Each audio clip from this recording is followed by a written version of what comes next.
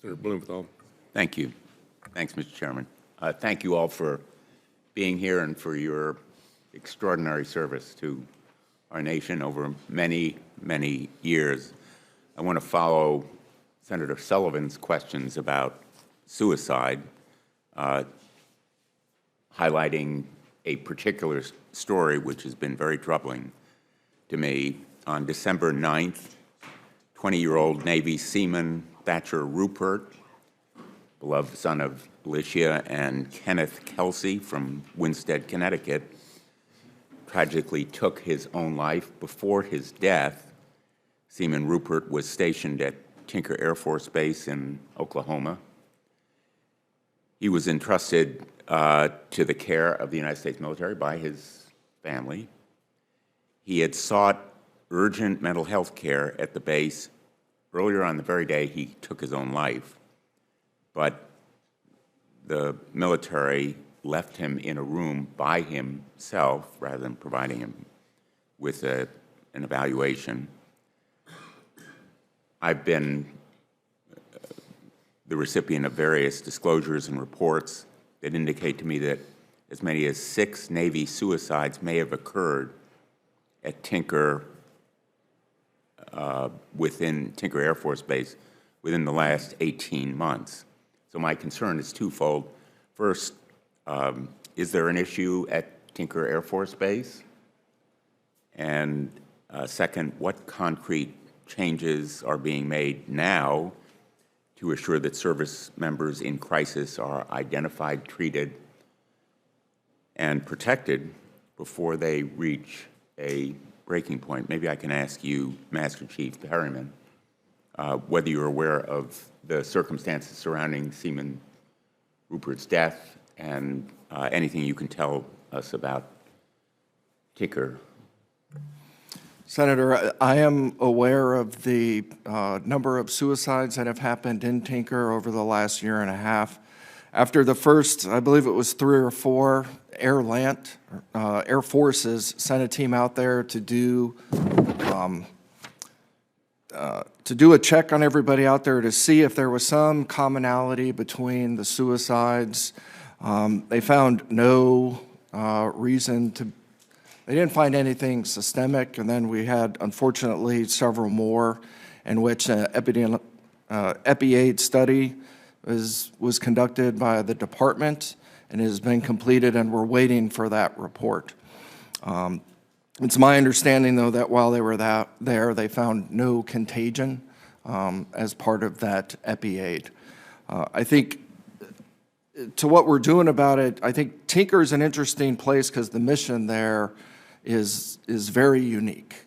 And I think people think because they don't go to sea that it must be easy. They spend an extraordinary amount of time deployed around the country executing their mission. I think they've had MFLAC counselors embedded there for a year or two. They're on an Air Force base and receive, what I believe and what I've been told is exceptional service from the Air Force mental health people there. I think suicide is a tough problem, and I agree with the Sergeant Major of the Army that embedded mental health people will only get us so far, right? And I think where we have to focus our effort is in engaged leadership and in giving our sailors, soldiers, airmen, and Marines and Coast Guardsmen the tools necessary to manage life in the military, which I think we're coming to the realization that, we should have probably went there earlier than now.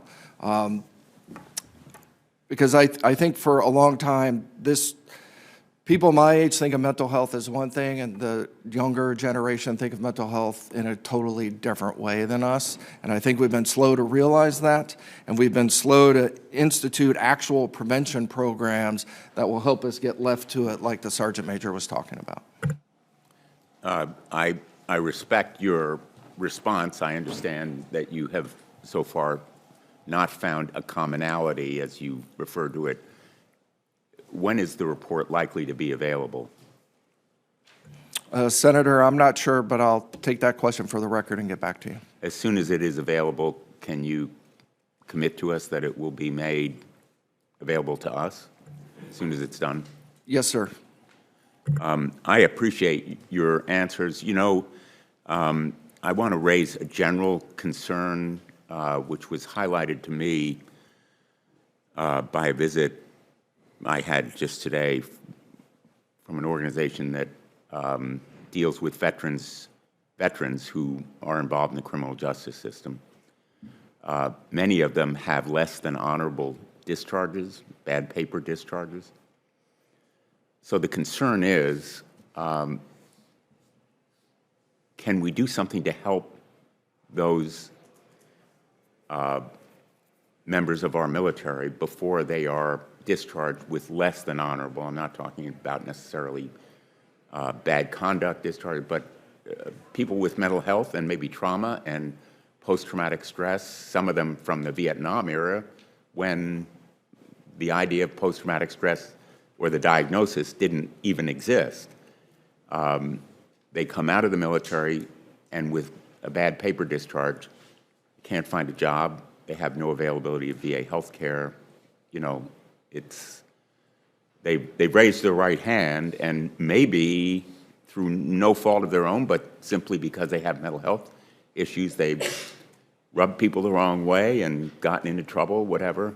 So I think more than just suicide, it would be much more cost-effective to give them the care that they need. And since many of them are non-commissioned officers and or non-commissioned members of our military, and since you as senior non-commissioned officers are probably closer to this problem, and I deeply respect, as Senator Reid said, your service and the importance of non-commissioned officers.